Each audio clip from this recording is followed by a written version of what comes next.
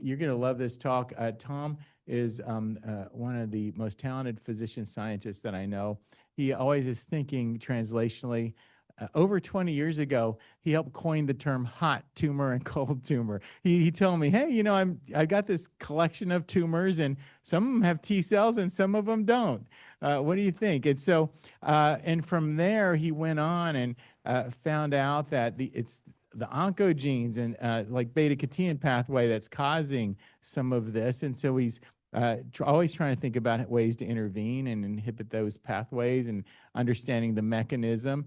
And then, he did something very remarkable, and that was he was getting one set of results from one strain of mice from one source, and the same strain from another source, a different set of results. And he just dove in and figured it out, and lo and behold, it was the birth of the role of the microbiome on cancer. And so he really is someone who's been a pioneer in that field. He's doing so much now that very translationally important. And so we're really thrilled that he is here. He's also mentored so many people that are very successful.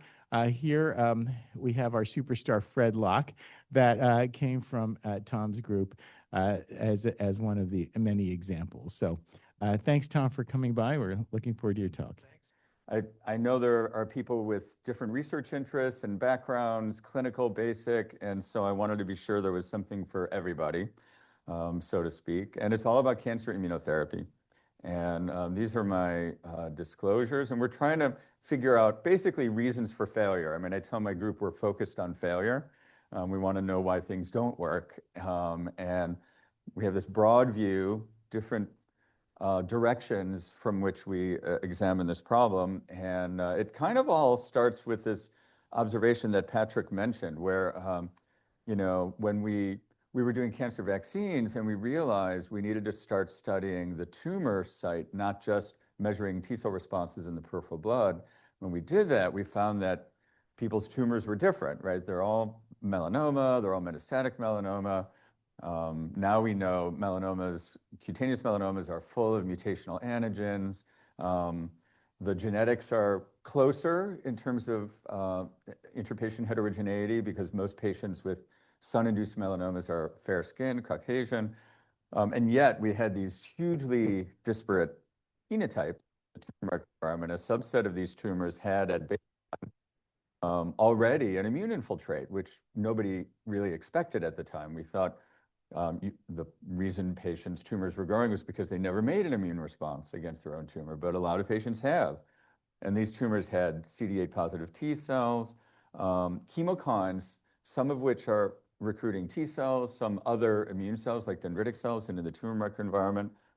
There also was a type 1 interferon gene signature. Type 1 interferons are involved in innate immune pathways. They're not made by T cells. And the innate immune activation is upstream from an adaptive immune response. And so all of this good stuff was happening. T cells crossed the vasculature and got in. But yet the tumor existed. And so it generated kind of a paradoxical question and we know some of those T cells are tumor specific, paradoxical question of why does the tumor exist? And that's where we found that these are the tumors that have dominant expression of inhibitory pathways that turn the T cells back off.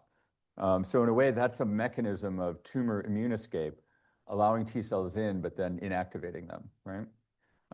So the non-T cell inflamed tumors lack all of these things. And in a way, it's another strategy for immune escape by a cancer is just not to let the relevant immune cells in.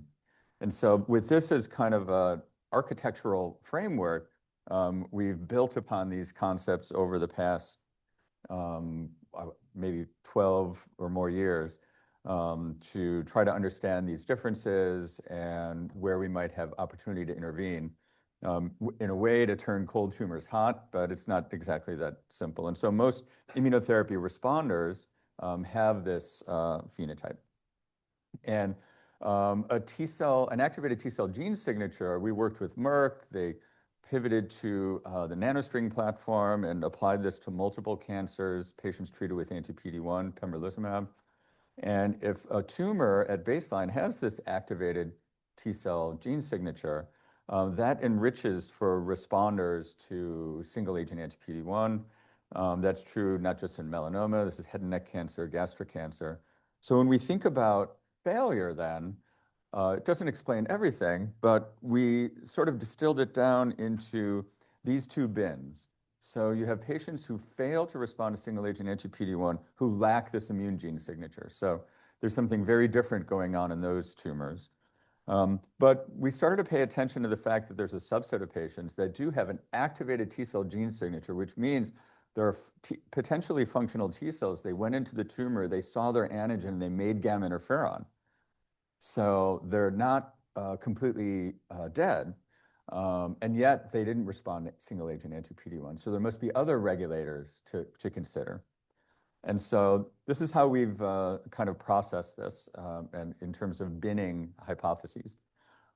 And so during this time then, it also was a mystery. How is it possible that a solid cancer that's not caused by an infectious agent, how could you even make a spontaneous T cell response against yourself? Because it's kind of like autoimmunity. It shouldn't happen. And yet it does in like a third of patients. And so we spent a number of years trying to figure out those mechanisms. And we found that here from the tumor microenvironment, that initial innate immune pathway is the cGAS-STING pathway, which is a cytosolic DNA sensing pathway. And we found tumor-derived DNA becomes transferred to the cytosol of dendritic cells within a day after you put it in a tumor. It only happens in vivo, not in vitro. And that activates the STING pathway. And we used knockout mice of all the innate immune receptors and pathways. The only knockout mouse with a deficiency is the STING knockout. And the type 1 interferons that are made are also critical. And they act back on dendritic cells. And if you use type 1 interferon receptor knockout mice or STAT1 knockout mice, you also block this reaction from the beginning. And so that cascade of STING activation, type 1 interferons is necessary to get that spontaneous T cell response. The dendritic cell subset for the immunologist is the CDC1 cells, the BATF3 lineage dendritic cells.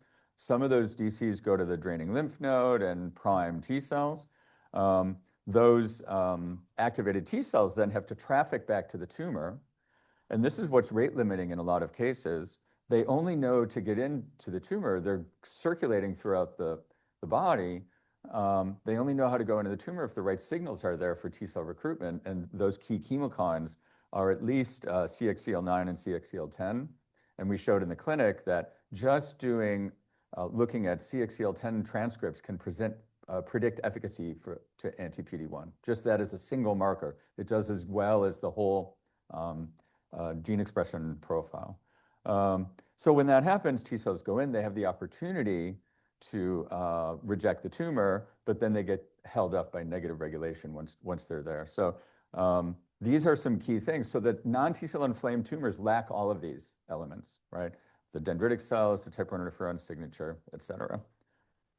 So the BATF3, oh, and by the way, I didn't mention, some of those BATF3 dendritic cells stay in the tumor. Some leave to go to the lymph node. The ones that stay in the tumor are pumping out CXCL9 and CXCL10 to contribute to T cell recruitment. So we showed that experimentally too. So you need these dendritic cells at both ends, if you will, the afferent limb of the immune response and the efferent limb at the effector phase in the tumor microenvironment. And so we wondered, well, if those dendritic cells are so important, do they still have to be in the tumor microenvironment at the time you block PD-1? And the rationale here was people talk about checkpoint blockade. This is like the clinician who wants to be an immunologist. Sorry for the clinicians, right? But, that checkpoint blockade takes the brake off the immune system, right? But if you're sitting in your car in the garage and the engine is off and you remove your foot from the brake, nothing happens. You need an accelerator. So the question is, who's doing the acceleration? Who's the accelerator? And I think people thought it was the tumor because the tumor antigens are derived from the tumor cells. But we had the suspicion it was the dendritic cells because dendritic cells are designed to interact with T cells. So we decided to test this. And this goes against immunology textbooks that say dendritic cells are only important in the lymph node to activate T cells, right? So there are people who didn't believe it. But we set up models. I'm just showing a couple of these experiments. So we set up an experimental system so that we're getting rid of dendritic cells only in the tumor microenvironment. And when you do that, this is the response with anti-PD-L1 we use in the mice. You completely lose that if you get rid of the dendritic cells. So they're necessary in the tumor. And this is the T cell expansion that normally happens 2 days after you block PD-1. The T cells in the tumor expand. If you get rid of the dendritic cells, no T cell expansion. So the dendritic cells are the accelerator. And we prove this, that it's the beta-3 dendritic cells, the CDC1 cells that do this with parallel experiments. So that's in the mouse. So we have all these clinical samples because we've done biobanking. We have biobanking of tumor, different tissues, germline DNA, microbiome for like 1,000 patients now who got immunotherapy. It's a great tool for studying these mechanisms. And so at this point, we were doing multispectral immunofluorescence for immune cells in the tumor microenvironment. And we worked in this stain for beta-3. It's a nuclear stain because it's a transcription factor. And, you know, it looks like colorful dots, but we started to imagine where we saw T cells. These are in yellow. These are CD8 cells. They seem to be in aggregates with the dendritic cells. And, you know, that's using your imagination a little bit. So we had to put some math on it. So they seem to be in clusters. So with a collaborator at University of Chicago, studied whether this appeared to be statistically a random distribution of T cells and dendritic cells or a non-random distribution. Are they together? Or do they want to be together? And each of these lines represents a different tumor, and anything above the green, which is theoretical if it's random, it's definitely non-random. So it's preferential interaction. And if you have both the dendritic cells and the T cells, it better predicts anti-PD-1 efficacy. That's here. And if you use just this K function, like this slope, that alone does a pretty good job predicting efficacy. So it seemed that dendritic cells and T cells interacting in the tumor site was correlating with anti-PD-1 efficacy. So during this time, by single-cell RNA sequencing, various groups have identified the transcriptional signatures of tumor-infiltrating T cells that predict anti-PD-1 efficacy. But that's single-cell RNA-seq, so you don't know where the cells are, right? So we wondered if those cells were the ones that were next to dendritic cells, if you follow me. So we did this by spatial transcriptomics. And so here, when CD8 cells are close to a beta-3 cell, those are in green. And these CD8 positive T cells that are away from the dendritic cells are in yellow. Now, because of spatial transcriptomics, we can look at the T cell transcriptional signature in those two compartments, those two zones. And it was very clear we used 3 different gene signatures that have been shown to correlate with anti-PD-1 efficacy by single-cell RNA-seq. This is one that's a stem-like signature that's characterized by TCF7 expression. These are individual tumors. These are patients who went on to respond or not to anti-PD-1. But you can see that these gene signatures are present in the T cells that are next to dendritic cells. So I think it's pretty clear that that interaction is necessary to get anti-PD-1 efficacy. So the cold tumors, they lack those dendritic cells, and we're pursuing various ways to recruit and activate those dendritic cells in the cold tumors, and we have some approaches that are working preclinically. So that's one thing that we can do to advance forward, and that's a bioengineering issue. How do you get those key 2 factors into the tumor microenvironment by systemic administration to focus in on the tumor? So the bioengineers here, that's an unmet need in our field. And so the beta-3 dendritic cells are important to activate the T cells, to help recruit them, but then also for their reactivation. I didn't mention this, but the accelerator, one of the key accelerators that those dendritic cells is providing for the immunologist is 4-1BB ligand that engages 4-1BB on the T cells. If you get rid of that, also anti-PD-1 doesn't work. So when you block PD-1, you're not just blocking PD-1, you're enabling co-stimulation through dendritic cells and these other pathways. So it's complicated, right? It's not like giving a BRAF inhibitor to BRAF mutant melanoma patients. You're blocking a pathway that has this cascade of events that reactivates the T cells. So we need more of those activated dendritic cells in the tumor microenvironment for adoptive T cell therapy too. So now, so that's sort of the biology of the generation of the effective in T cell inflamed tumor microenvironment. So let's take the non-responders. There's that bin of patients that has the T cell activation gene signature, but no response to anti-PD-1. So are there other checkpoints? So there are. I mean, we've worked with LAG3 and we worked on that preclinically and others, and that's the third sort of checkpoint that's approved in melanoma. But we had done an experiment of transcriptional profiling in the mouse of tumor antigen-specific dysfunctional T cells in the tumor microenvironment versus irrelevant T cells. And there are so many bystander T cells that we found you have to get rid of that noise to focus in on the signal. And we have a range of candidates that were identified, and one of them that we focused on is called KLRG1, and I'll explain it in KLRG1 in a minute. And what we found was that there's some expression already on the TIL, and expression goes up when we treat with some checkpoints, and then the tumor is not completely rejected. We analyze 2 or 3 weeks later what's upregulating. KLRG1 is upregulated. So that's the tumor fragment that persists. And these are different combinations of checkpoint antibodies. 4-1BB antibody is the strongest.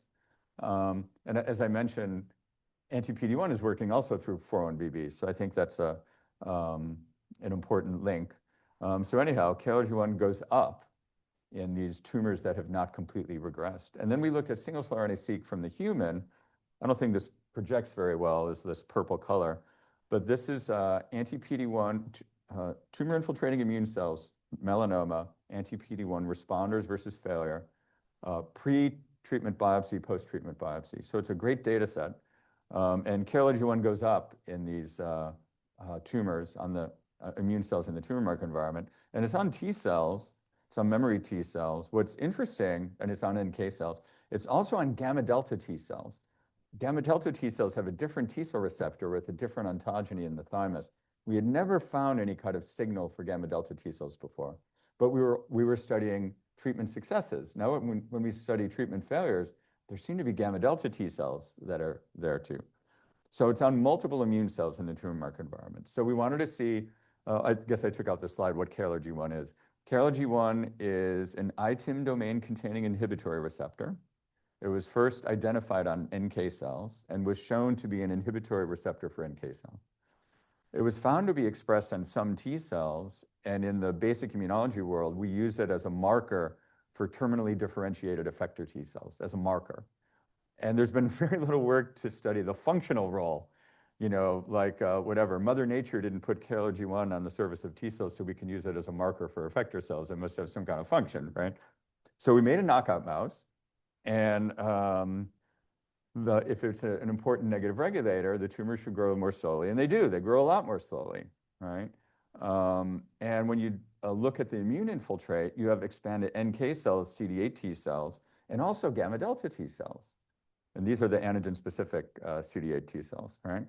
So are any of those cells contributing to this improved spontaneous immune control? So we deplete CD8 T cells and lose that tumor control. We depleted NK cells. We also lost that tumor control. We had never found a role for NK cells before in other settings. But when KLRG1 is gone, NK cells come into the picture. And then we depleted gamma delta T cells. We never saw a role for gamma delta T cells before KLRG1. You lose a lot of the tumor control when you deplete gamma delta cells too. So so it's a multi-pronged immune response instead of just CD8 T cells for PD-1, right?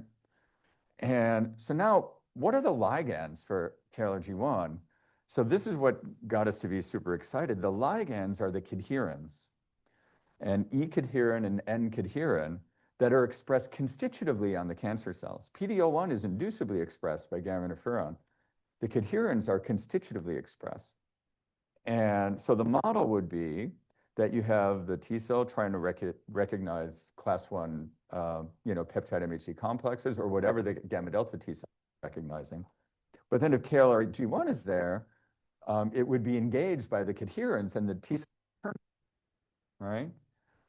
And so we used the B16 melanoma. We screened which cadherins were there. It's N-cadherin. So we CRISPR'd out N-cadherin to see if now we would have better tumor control. And you do. The tumors almost don't grow when you just get rid of N-cadherin, right? We put N-cadherin back in, and then the tumors grow again. So this is clearly the dominant interaction is between the T cells and the N-cadherin. And we're sort of thinking about it as like the last checkpoint, right? Like you block PD-1, CTLA-4, LAG-3, you get those T cells that move deeper into the tumor microenvironment. Then they encounter N-cadherin on the tumor cells, they get turned off again. Just when the T cell is trying to kill the tumor cells. And we proved that that killing is suppressed by KLRG1, also in vitro. So we want to develop this as a target, drug target. In the old NK cell literature, it was noted that human KLRG1 is more inhibitory than mouse KLRG1. They're not exactly the same because of an extra cysteine that forms a disulfide bond that encourages dimers. And the dimers are more inhibitory than monomers or other multimers. And so we realized we needed to study human KLRG1, so we made a human KLRG1 knock-in mouse. So now there's no more mouse KLRG1, only the human receptor is there. And we confirmed that human KLRG1 binds to the mouse cadherins right before we did all this, right? And now this blue curve, this is the human KLRG1 knock-in mouse. Now you can see tumors grow even faster because you have a stronger inhibitory receptor spontaneously participating in the anti-tumor immune response. So now we have a model to test anti-human KLRG1 antibodies. So we made an anti-human KLRG1 antibody, and this is humanized actually to go into the clinic. So it doesn't cross-react on monkey, so we have to do everything in this knock-in mouse model. So this is the therapeutic efficacy of just a couple doses of the KLRG1 antibody. It's on par with what you get with PD-1 blockade, right? So it's very strong, and there's some combinatorial effect too. There's no toxicity. The knockout mouse doesn't get autoimmunity. There's no obvious autoimmunity with the antibody, but obviously they could end up being different in patients. So how relevant might this pathway be for human cancer? So we had, a bunch of years ago, studied the immune gene signature across all the tumors in TCGA. And so we have for each cancer, hot, medium, cold, right? So that's the red, gray, and blue. Red is hot, blue is cold. So all the different cancers, this is alphabetical. And you can see some of the tumors. So this is KLRG1 transcript expression among the hot and cold tumors. So some of these tumors, so this is breast cancer, right? All comers, super high expression of KLRG1 in the hot tumors. Those patients don't respond to single agent anti-PD-1. What else did I highlight? Colon cancer, right? Generally don't respond to single agent anti-PD-1 and then unless they're MSI. I pulled out here lung adeno, also doesn't respond to single agent anti-PD-1. I think it's a good hypothesis. It's because maybe KLRG1 is the dominant inhibitory receptor. And then if you look, if you look at the cadherins, here this is across all of these tumors. They all have cadherins that are super high, including these ones that have a lot of KLRG1. So we're really attracted to this hypothesis, and this is an antibody we're going to manufacture for clinical translation. So so far so good. Yeah. So the rest of the time I want to talk about this sort of differential diagnosis of the cold tumor, right? We started to look at this kind of like through a clinician's lens. And you have basically, it's a phenomenon of interpatient heterogeneity, right? You have some patients, this is the immune gene signature, hot, medium, cold. Some patients, full of immune genes, some have none. And how is that possible? In a mouse model, you put in the same tumor in the same cage of mice, you do a gene signature, it's all similar, whatever the model is, between individual mice, but not in humans. So what's different in the human model? Well, we know the tumors are different. The oncogenic events that lead to cancer, they're not unique in every patient, but the combination of molecular aberrations is probably unique, right? So there could be somatic differences between the tumor. And then we thought about environmental differences, and Patrick mentioned some of these things. The gut microbiome was a tractable environmental difference, knowing that the composition of the gut microbiome had already been linked to autoimmune disease. rheumatoid arthritis, for example, and so inflammatory bowel disease. So we're viewing anti-tumor immunity kind of like an autoimmune process. So why not the microbiome? And this is measurable. And then germline genetic differences, again, borrowing from the autoimmunity field, there are germline polymorphisms in immune regulatory genes that predispose towards autoimmunity. You have familial kindreds. And so why not, why wouldn't they also potentially contribute to this increased spontaneous immune response against a cancer? So all of these can be addressed with sequencing, right? Genomic sequencing. So we sequence the tumor and do RNA-seq and study that. We can sequence the gut microbiota and study that. And we can do germline sequencing, right? And study that and look for correlation with an immune infiltrate and or efficacy of checkpoint blockade. And it turns out all of these are important. And so resistance is complex, right? Susceptibility versus resistance. Big pharma wants it to be one thing. It's not one thing. We're going to have categories of patients that are resistant for different reasons, I think. And so I'll just show a little bit of data on each of these. And Patrick mentioned that one of the first observations in terms of oncogenic events, tumor cell intrinsic oncogenic events associated with lack of an immune infiltrate was activation of the beta-catenin pathway. And we proved this in a genetically engineered mouse model. When you engineered Cre-inducible primary melanoma on the skin that's BRAF driven, so that beta-catenin is there too. The immune infiltrate is lost. You don't have dendritic cells. These tumors don't respond at all to dual checkpoint blockade. They don't respond to vaccination either. You can vaccinate the mice. And they don't respond to adoptive T cell therapy. Here we had a TCR-T with a neoantigen, Cre-induced also. Didn't respond. And in these last two cases, it's because the T cells don't get into the tumor.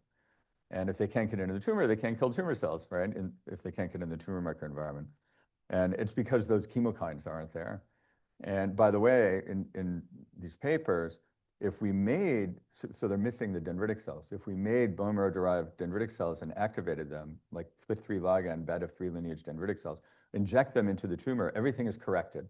All the downstream events happen. So that dendritic cell absence is one of the key elements. So that's what I've highlighted here, these beta-3 dendritic cells. So then Patrick was asking, are we working with beta-catenin pathway inhibitors? And we had arrangements with different biotechs, and we're getting these beta-catenin inhibitors. Nothing was doing anything in the mouse model. But it's a circular argument. Are you dosing it right? Is the pathway hit? So we decided we wanted to make the investment to do a genetic experiment. Can we get rid of the active beta-catenin? And then what happens to the immune infiltrate? So completely get rid of it. All right, not just inhibit something in the pathway. So we had to build this mouse model. So it's Cre-inducible by, you put tamoxifen on the skin, the Cre is nuclear translocated, then you get active BRAF and PTEN deletion, but also a transactivator for a doxycycline response element. When we give the tamoxifen, you have all of these things that happen. You have BRAF on, PTEN deleted, you get tumors and this transactivator. And if you give doxycycline to the mouse in the water, only in those early melanoma cells does beta-catenin turn on because it's doxycycline inducible. And the idea was we would induce these tumors, let them establish, take away the doxycycline, see if the beta-catenin would go away, and now see if we could cure those tumors. Do you follow me? So it's basically TET on, TET off, right? So it took a while to just see if this was going to work. The pandemic hit. The poor student was in my office crying. She was never going to get her PhD, right? Anyhow, she did. And lots of mice, lots of breeding. All this had to halt during the pandemic. All the mice had to be killed except for a breeding cage. When it was over, she had to rebreed them all. It's like a nightmare for a student. So here, this is showing we could do it. So there's just water, or there's doxycycline in the water. The red, when these tumors form, is nuclear beta-catenin. It's induced, right? And it's quantified there. So when you add doxycycline and there's beta-catenin in the tumor, do you lose the T cell infiltrate? Here, green is the T cell, CD3. and the T cell infiltrate is reduced, just like it was in the previous model. And this is quantified here. All right, so do the mice become resistant to checkpoint blockade when you do that? So here, this is without doxycycline. You have some response. It's not complete, but you have a response. You completely lose that response when you put doxycycline in the water, right? So everything seemed to work. So now we had to work out the kinetics of taking away the doxycycline once you had a tumor. So we figured out it took about a week for the beta-catenin to decay. And here, this is quantified here. This is nuclear beta-catenin. This is 7 days off of doxycycline. Now, so that's the experiment. That's like, what if you could maximally drug beta-catenin? Could you now cure these tumors? So when you do that, the beta-catenin goes down. The T cells come back. You now have T cells in the tumor, and you now have dendritic cells in the tumor too, right? But what happens when you give the checkpoint blockade? Nothing happens. So I think we pretty cleanly showed that the beta-catenin is extinguished. But when you restore the immune infiltrate, when the tumors were born with beta-catenin, checkpoint blockade still doesn't work. So now, she's crying in my office again. She wanted to get a paper. And, so, well, we have to think what else could be wrong, right? Everything seems to be good. You have the good guys there. Maybe there's a bad guy that's there. So then we decided to do single-cell RNA sequencing in this complicated GEM model, right? And it's not trivial. Those of you who do single-cell RNA sequencing in transplantable tumors, they're kind of mushy. It's easy to do. The primary tumors in the skin, there's all this like fibrous tissue. You have to work to extract the immune cells. Just that was problematic. And so what she found, of all the things it could have been, these, we call them ex-beta-catenin tumors. They have this expanded subset of macrophages. So we have, in this model, 5 different macrophage phenotypes in the tumor microenvironment. This expanded subset is an M2-like macrophage phenotype. The tumors were born with beta-catenin. These M2-like cells were there, and you get rid of beta-catenin, but those M2-like cells don't go away. And these are some of the transcripts that were defining them. It includes CD163, which some of the macrophage people would know. So it turns out these transcripts were unique to that subset of macrophages. So we could do spatial transcriptomics. We could see where are those M2 cells compared to the T cells. So this is now we're calling them never beta-catenin or ex-beta-catenin. These blue spots are not T cells. These are spots that contain T cells and the M2-like cells, right? And you can see in the ex-beta-catenin tumors, it's full of these spots. Now we could do, just like we did in the previous earlier project, we could do T cell transcriptional profiling of the T cells that are next to a dendritic cell or next to the M2 cells. If they're next to the M2 cells, they're completely not activated. And they dominate. So I think it's a ratio. I think what happens is these M2-like cells, if they're dominating and they're presenting antigen and they're sucking the T cells, sort of taking them out of the equation, pulling them aside, you don't get checkpoint blockade. So now we're thinking it's a balance of the positive myeloid cells and the suppressive myeloid cells. And we have multiple projects about regulators of the M1, M2 transition. I'll show you a little bit coming up in the next two chapters. And okay, so do you believe me that M2 cells are important? Somebody here is a macrophage guy, right? We're going to talk later, right? Okay, yeah. So you're a believer already, right? Immunology, it starts off as a religion and then it becomes a science, right? So you believe in immunotherapy and then it becomes a reality. So I believe now in M2 macrophages, M2-like macrophages.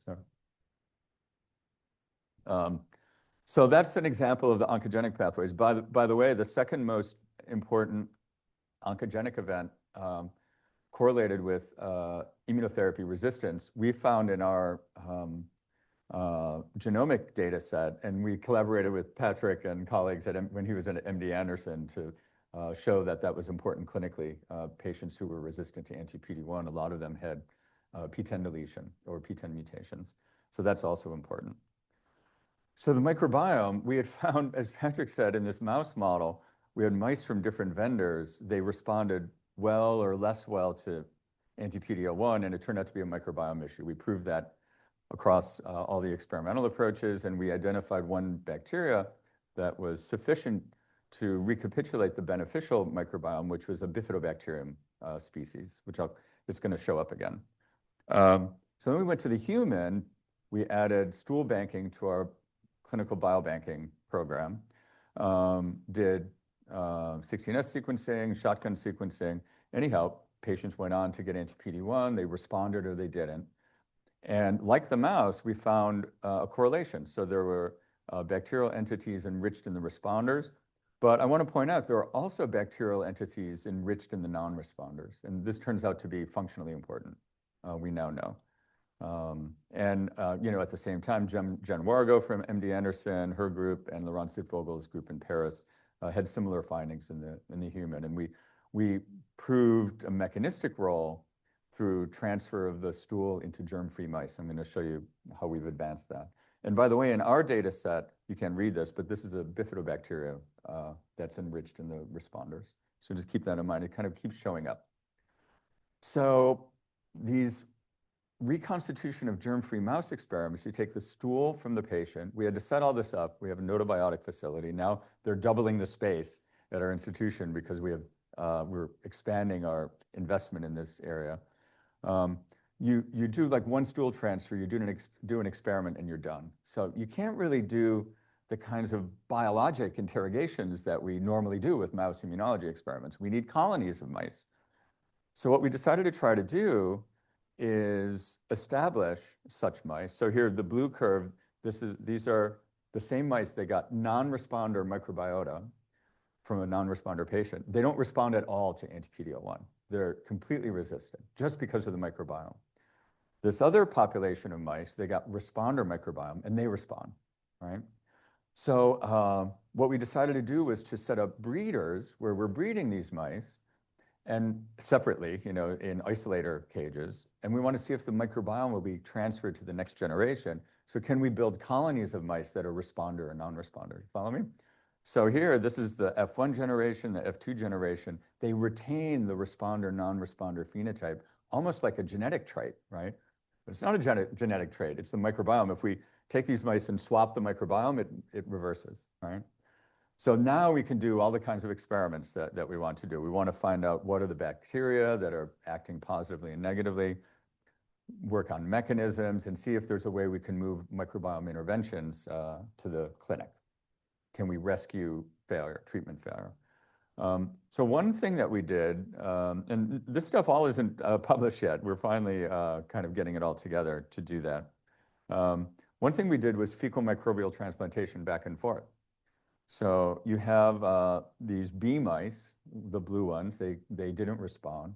We did FMTs from the A mice, and now you can regain some anti-PD-L1 efficacy. So you can intervene and reverse the problem. Now, importantly, we did the reverse experiment too. These are the responder mice. If you transfer in the fecal material from the non-responder mice, you completely lose efficacy.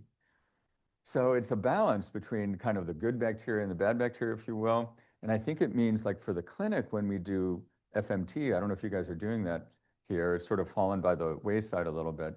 I think you have to be careful because you can screw it up.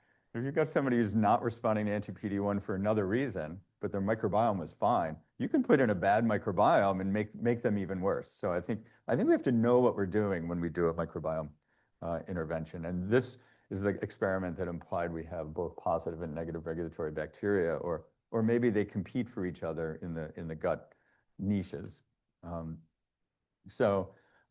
thing that we did is we wanted to understand in this model with these microbial communities, what was the mechanism for the good and bad immune response? It turns out early T cell priming is the same. In the beginning, you get T cell migration in the tumor microenvironment, it's comparable, but then over about 2 weeks, it separates. And when you do single cell RNA-seq at that time point, the big phenotype is a myeloid cell phenotype again. The favorable microbiome mice have M1-like macrophage transcriptional signature and the M2-like transcriptional signature in the non-responder mice. And what's interesting, this is the first time we're starting to see a granulocyte phenotype. So in the responder mice, the granulocytes have like a conventional neutrophil gene signature, and the non-responder mice have an MDSC like gene signature. So the one thing that the bacteria are doing, gut bacteria, is regulating the myeloid cell composition in the tumor microenvironment, and to be favorable or not favorable for T cell mediated immune control of the tumor site. So FMT has gone into the clinic, as you know. There were these two papers, one from our colleagues at University of Pittsburgh, along with NCI, and one from Israel. And in both of these studies, these were anti-PD-1 failed patients. They got an FMT from a good donor, let's say an anti-PD-1 responder. They were retreated with anti-PD-1. Each of these studies had a couple of responders where you could do a microbiome intervention and restore efficacy. So I think it says that it can work, but there has to be a better way than FMT, right? And so that's what I want to talk about. Interestingly, in one of those studies, they did bulk RNA-seq of the tumors before and after FMT, before and after anti-PD-1 treatment. And this is the M1 gene signature that the people in the lab found in the mouse kind of translated over to the human orthologs. And the responder patients that they had failed anti-PD-1, they got a FMT and now they responded. They had this M1 gene signature boosted by the FMT, just like the mice, and the non-responders didn't. So that could be like a proximal event by the microbiome intervention. So that's all going into this paper that we're trying to organize. So besides FMT, how can we turn this microbiome, I would call it phenomenon, into a more refined therapy? So you can think about it, how do we support the good bacteria? Well, we could isolate them, figure out what they are and how they work, and we can give them to patients. We could give prebiotics that might naturally expand, amplify those good bacteria, right? So that's a second approach. Or postbiotics. So, we're of the opinion that a lot of the regulatory effects of the gut bacteria are through metabolites. If we figure out the metabolites, maybe those could ultimately become drugs, or we can make variants of them that are better even than the natural metabolites. So that's on the positive side. And also in the back of our minds is the negative bacteria. We have to figure out what those are and how they work, and maybe there are pathways we can block to restore immunotherapy efficacy. So I think both of them could be important. We don't want to forget about the negative ones. So let's just go through these. How can we find the good bacteria? We had to set up anaerobic culture systems. We now have a second room. We just got a second anaerobic culture system, so because we have more people growing bacteria. Our first experiments, we were kind of naive. We just took a generic bacteria culture broth. We grew up the bacteria, and the experiment is we want to transfer them into the non-responder microbiome mice, just like FMT worked. So that's our high bar testing ground to see if these cultured bacteria work. It didn't work, which meant the culture didn't have the relevant bacteria. Then we got a second culture medium, it didn't work. We realized we had to broaden the culture medium. Now we use 7 different culture media for every experiment. And usually there's one that grows out the relevant bacteria, either the good bacteria or the bad bacteria. So it's kind of interesting. You can't just give up, right? So in this experiment, it turned out to be culture medium 3 that worked. And here now we can transfer those bacteria into these non-responder microbiome mice, right, that don't respond to anti-PD-1. And now we can gain efficacy. So then now we have the right bulk culture. Now we clone them and sequence them, and there are only about 200 bacteria that grow out of that, and 3 dominant ones. And one of these is Bifidobacterium, right? And so we've been working on how they work together and so on. And importantly, we don't need a company to now turn those into a therapeutic. Eric Paymer at our place, who runs our Microbiome Institute, used some of the philanthropic money to create a new cGMP facility for clinical grade manufacturing of live bacterial therapeutics, encapsulated in an FDA inspected facility with an FDA compliant protocol. And so far he's vialed, basically encapsulated, I think 13 different selected bacteria that are all quality controlled with a shelf life. And so, and the first trials are starting, not in this project yet, but to do this novel reconstitution of the gut microbiome with home manufactured bacteria. And so that's how we're going to do this. Anyhow, so it's super fun, right? We're going to turn this microbiome phenomenology into defined bacteria very soon. I wanted to show one slide about the non-responder microbiome. So here we have now a culture cloned bacteria from a non-responder donor, and we give that to mice, you lose anti-PD-L1 efficacy. So just a single bacteria can totally screw it up. So we need to figure that out, right? How is that inhibiting? So we don't have those bacteria yet, but by serendipity, Eric Paymer's group, they're doing microbiome sequencing on everybody, all these different diseases, with all collaborators in medicine, surgery, et cetera, radiation oncology. And these were end-stage liver disease patients who were in the hospital just because they were in the hospital. So they got stool samples from them. There's no hypothesis, right? They're just describing the microbiome differences. And this purple bar is bifidobacterium. And bifidobacterium is normally like a less than 1% bacteria in the gut.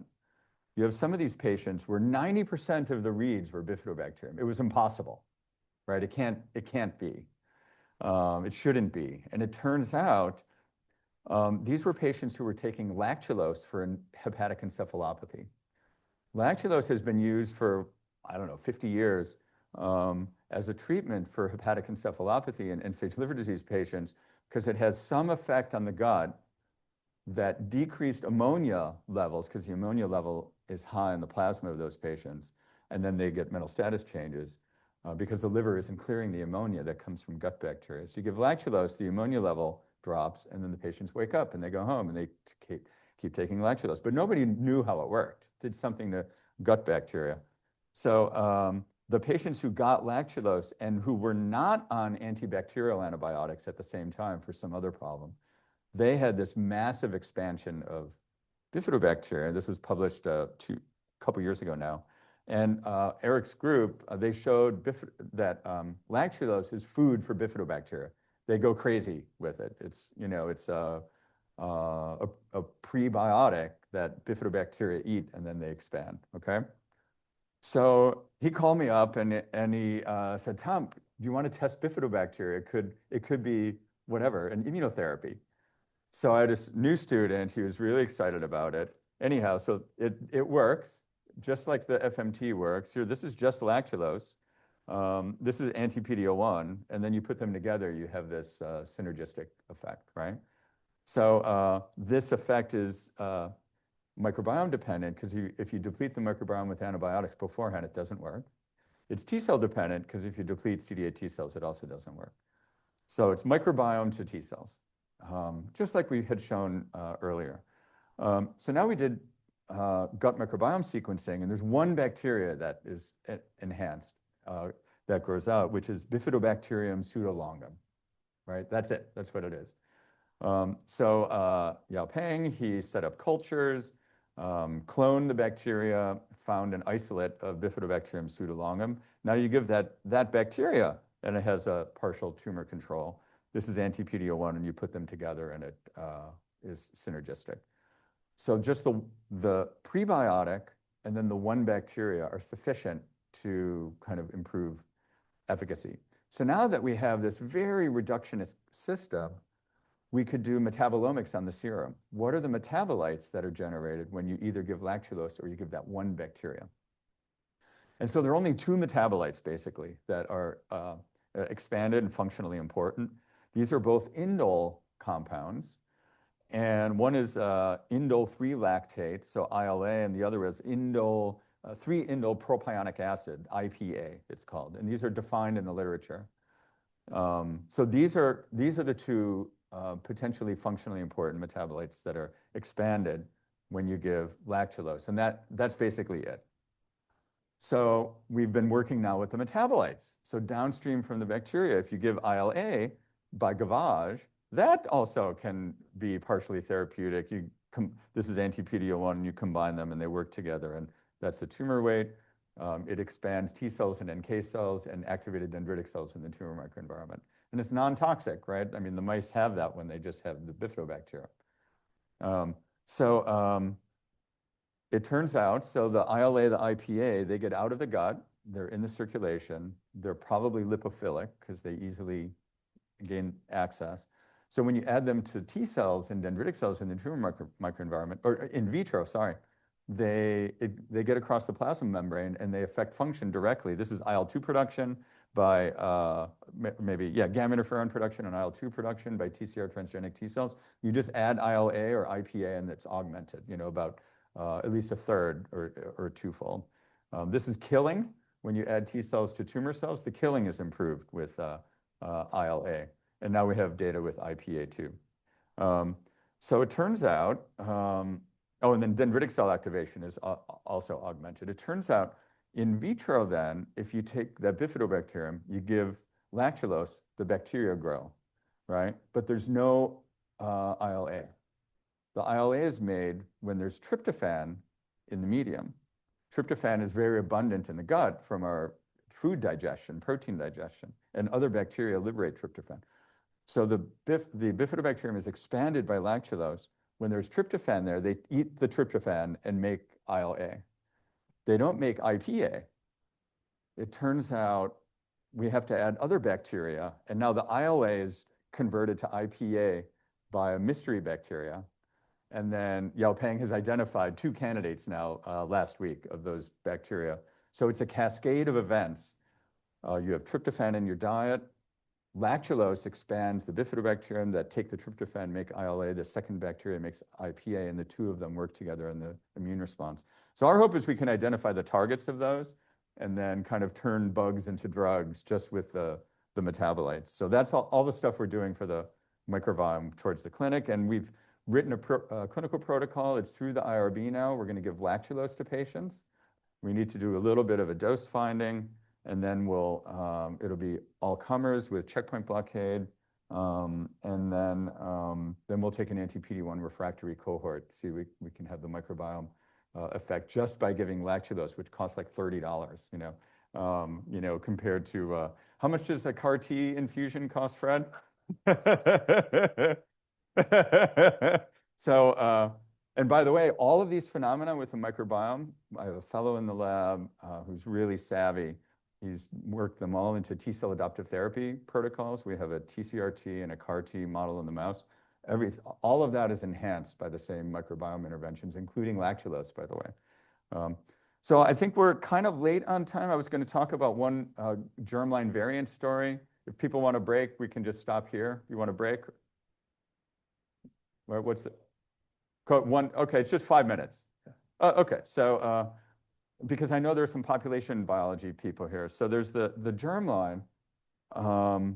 We used TCGA for the first study. Now we have a whole series of patients. There's a consortium of people looking at germline variants connected to immunotherapy, efficacy, and toxicity. We contribute samples to that, and we're actually putting a Nature Review Cancer paper together about looking at anti-tumor immunity like autoimmunity, because when it works, it's like autoimmunity.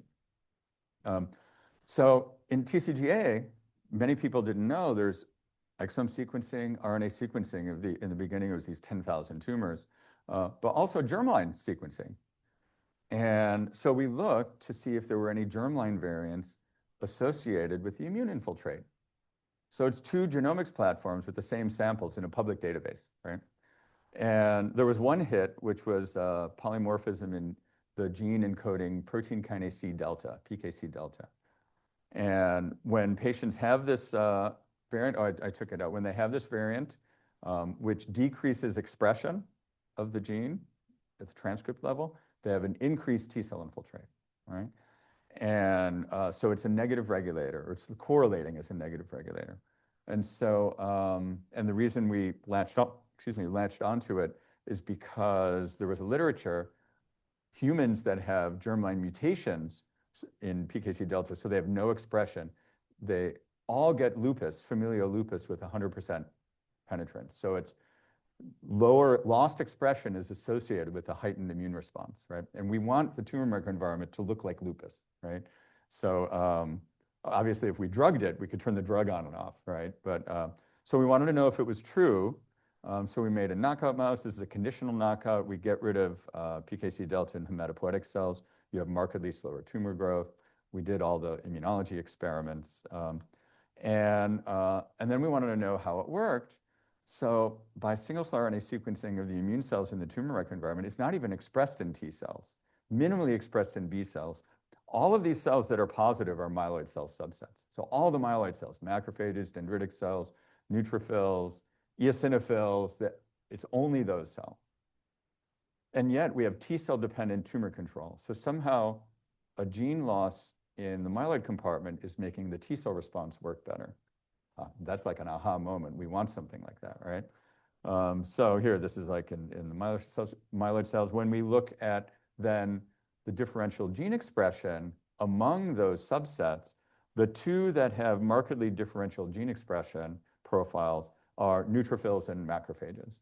And again, when you look in the macrophage subset, the PKC delta knockout, they have more of an M1-like gene signature. So we think this is an M2 to M1 gene product, right? We made a conditional knockout. You delete just from macrophages. You also recapitulate most of the phenotype. Not all. I think the neutrophil expression is also important. And now it synergizes with anti-PD-L1. So we have a whole program screening for PKC delta small molecule inhibitors, right? Maybe we could poison PKC delta with a small molecule, have more M1, fewer M2 cells in a patient, and then make anti-PD-L1 work better, right? So that's the goal. Hopefully that's going to be the next startup company. We'll see. And then Kyle took that well, not the M1, but the PKC delta-like gene signature from those tumors, moved it over to human orthologs. And you can see, just focus on the right, that when patients have a PKC delta knockout-like gene signature in their tumor microenvironment, those are the patients who have clinical benefit to single-agent anti-PD-1. So I think it correlates in the human. So we want these patients to get that gene signature, and hopefully we can do it by poisoning PKC delta with a theoretical drug. So I think I outlined all of this for these projects. I do want to highlight some people. Alexandra Kavanagh was the student on the doxycycline beta-catenin. The intral tumor DC was Andrea Ziblatt, a postdoc who's now moved on to one of my junior colleagues' labs as a staff scientist. Viara, Jessica, and now Yao Peng have done the microbiome work. Kyle Krohn did the PKC Delta project as part of his PhD thesis. And then Tyler Jones did all of the KLRG1 stuff, including making that knock-in mouse. So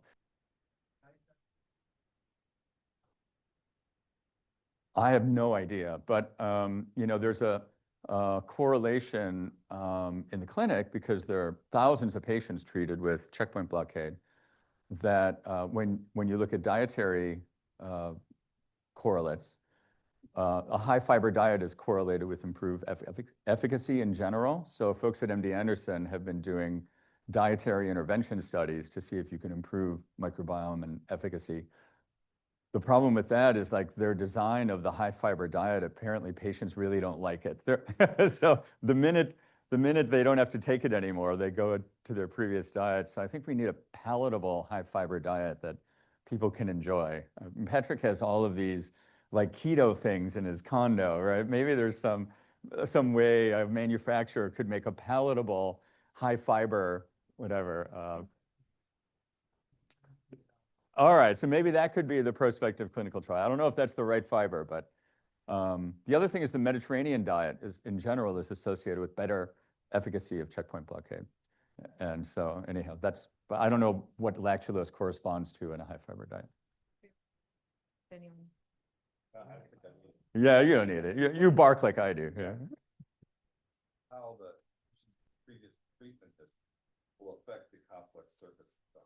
Yeah, we don't know a lot about that. I mean, we do know that if patients got prior antibacterial antibiotics, they're less likely to respond, and that's a microbiome effect. Like BRAF inhibitors. Patients who got BRAF inhibitors first and then go on a checkpoint blockade, they don't respond as well.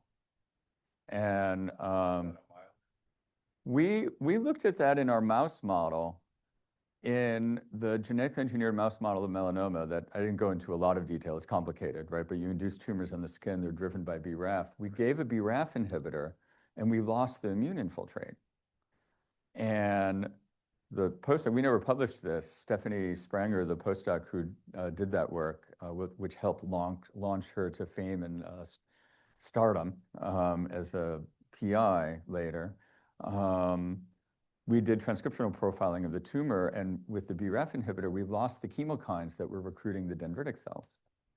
And now, when you stop it, eventually they'd probably come back, but by then, everything could be messed up, right? Maybe it's all the M2 cells now, just like the beta-catenin story. So, you know, Mike Atkins drove this randomized trial to do BRAF-based therapy first or immunotherapy first. Patients do much better if they're BRAF mutant if they do immunotherapy first. Yeah, so that's a good point.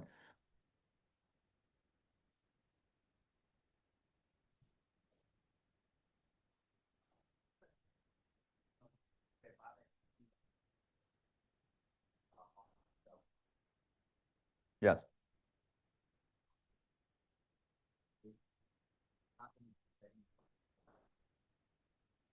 Great questions. Some of you might know what tertiary lymphoid structures are, where in an inflamed tissue, you get aggregates that look kind of like a lymph node germinal center, right? So first of all, it turns out TLSs require activated T cells to be induced. So they can't be a precursor. They happen after the T cells come in, and then they form these aggregates. So TLSs, they depend on gamma interferon, and then they depend on the lymphotoxin beta that's made by activated T cells. They're secondarily induced. So that's one thing people overlook. Second thing is that we have T cell dendritic cell aggregates in situations where we don't have B cells. Some of them have B cells, but some of them don't have B cells. So I think you can have these immune aggregates without what people are calling a tertiary lymphoid structure. The third thing is, at least in the mouse models, when we get rid of B cells, T cell-based immunotherapy works better. I know people are doing things, they're cloning those B cells, the B cell receptors, they're trying to figure out what the antigens are and so on. But we don't have direct evidence for a positive regulatory effect in B cells. We have a different immune target that we're working on. We made a knockout mouse. The tumors grow a lot faster, so it's a positive regulator. Turns out the defect in those tumors is they're now full of B cells. And we deplete the B cells with mouse Rituxan, and now the tumors regress again. So all the data we have is, so far, is that the B cells are inhibitory, at least in the mice. Mice don't make TLSs in their tumors in that 3-week period either. So, you know, that's a caveat. Anyhow. Yeah, I'm sorry. My second question, you showed the accumulation of M2s kind of altered by the blue bacteria, you know, the bad bacteria. And could the myelopoiesis also impact the bad bacteria upstream, kind of rather than being downstream of the bacteria, serving as a platform that could drive bad bacteria and actually connecting with the data from Marco Colonna that shows that TREM2 macrophages can actually control the microbiome? Yeah. So that's totally possible. And you mentioned myelopoiesis. I didn't talk about this, but again, because of Eric Paymer, I don't know, more than 5 years ago, he published this paper in Immunity that undetectable amounts of endotoxin in the mouse can change myelopoiesis in the bone marrow. You can't even detect it, but it's TLR4-driven myelopoiesis that's altered. So Viara's, that's what we're holding up the paper for to be submitted. She's looking to see, are myeloid cells changed in the entire mouse? And they are. It's not just the tumor. They're changed in the spleen and in the lymph nodes. And so she's looking in the bone marrow to see if myelopoiesis is changed. So we're waiting on that result. But I'm really attracted to the idea that the bacteria are having this fundamental effect on sort of immune development, myeloid cell development in the host. So we'll see. And then that can have all kinds of circulatory like feedback effects, potentially on the microbiome. You were next, right?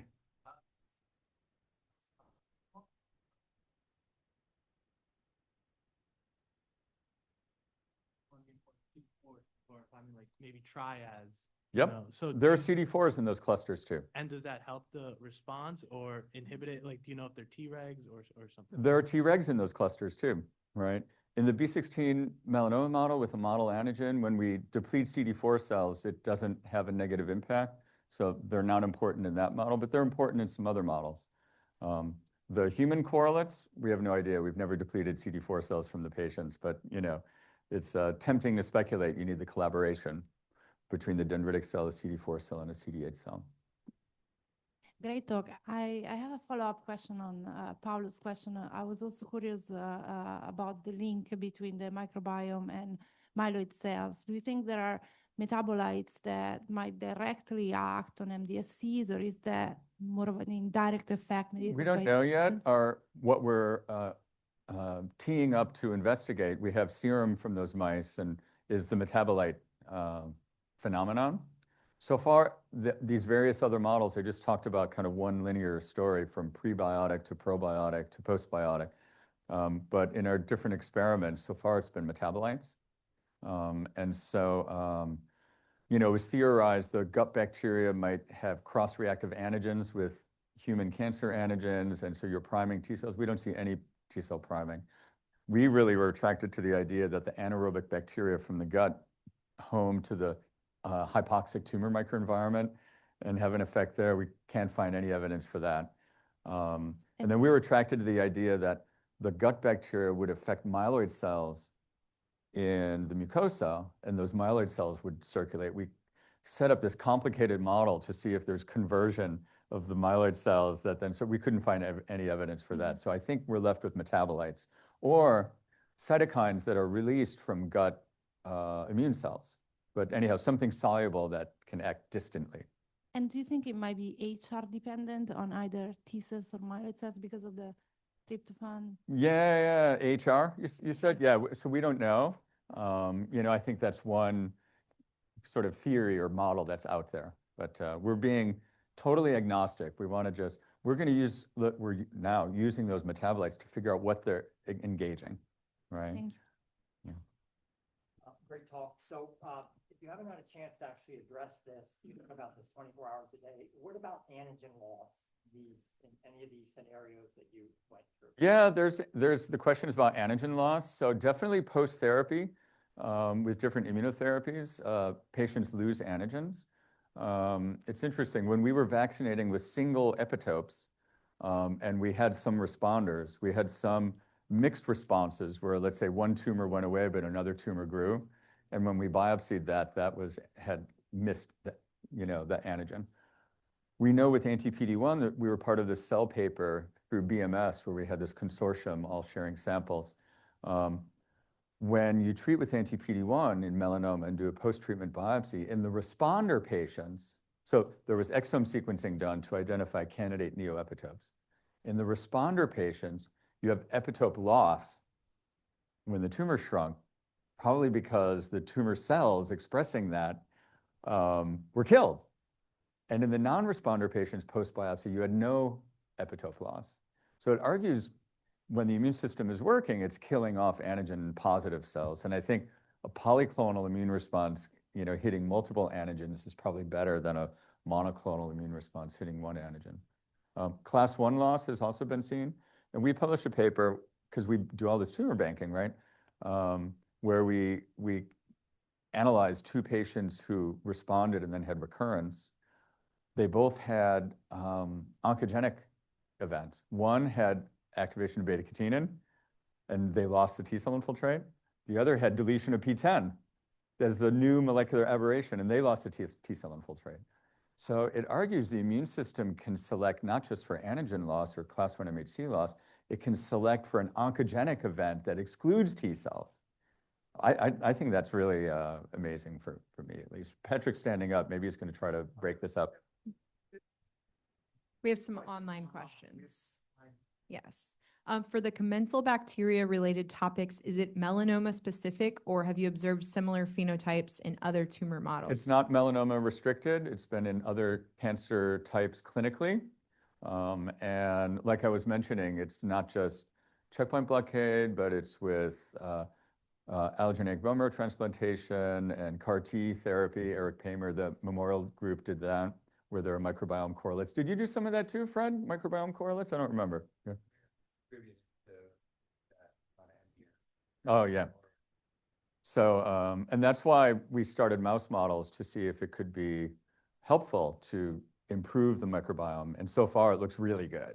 So it's going to be fun to do an intervention trial in those CAR T patients too. There is a second part to the question. Other than the ILA, do you see some interesting bad metabolites that are downregulated? For example, bile acids are known to have inhibitory effects on the immune system. We're working on that, yeah, and we're working on the bad bacteria. Because I'm bad, I'm bad. Yeah. All right, and second question, does the responder patient microbiota change the stemness/memory property of tumor-infiltrated CD8 plus T cells? So we don't know that from our work. The FMT intervention studies had better T cell profiling in the tumor in the responders. So that's a complicated correlate. I mean, there are a lot of things that happen probably upstream from that to get the better T cells. So, but that's a likely correlate to good microbiomes. Everything's better in the tumor. Yeah. All right.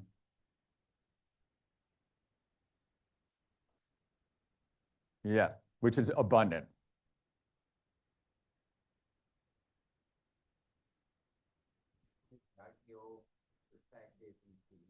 Obviously, yeah, we had done work on IDO and helped with the drug development, and which works really well in mice, by the way, the IDO inhibitor that we worked with. So it's interesting. So IDO in the tumor microenvironment goes up because of gamma interferon. We block gamma interferon, you have no IDO.